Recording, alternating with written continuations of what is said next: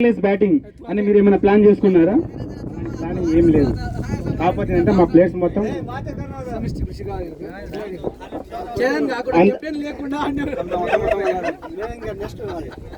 మా ప్లేయర్స్ మొత్తం కరెక్ట్గా ఉన్నారు కాబట్టి బౌలింగ్ కానీ బ్యాటింగ్ కానీ మేము చేస్తామని నేను నమ్మకం మీద ఆడాం.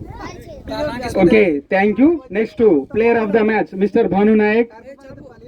3 ఓవర్ల అనంతరం కేవలం 8 పరుగులు ఇచ్చి 3 వికెట్లు తీసుకున్నారు. చాలా చక్కటి బౌలింగ్ చేశారు.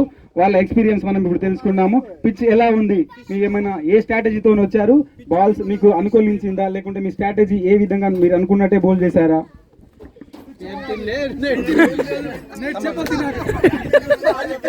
మా స్ట్రాటజీ ఏం లేదు, కాకపోతే అనుభవం ద్వారా ఎలా వేయాలి ఏంటనేది అనుభవం ఉంది కాబట్టి మంచిగా వేసిన బౌలింగ్ ప్రదర్శన బాగా చేసిన. ఓకే, మీరు కొన్ని బాల్స్ లో స్లో డెలివరీ, ఫాస్ట్ డెలివరీ మీరు ఏమైనా ఇన్స్పిరేషన్ తీసుకొని ఎలా వేశారా? మా ఊర్లో సంతోష్, నేను సంతోష్ అని అప్పట్లో ఉండేటోడు fast bowler.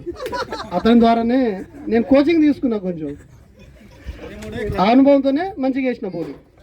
Okay, thank you అండి. మరి నెక్స్ట్ మ్యాచ్ మరి కాసేపట్లో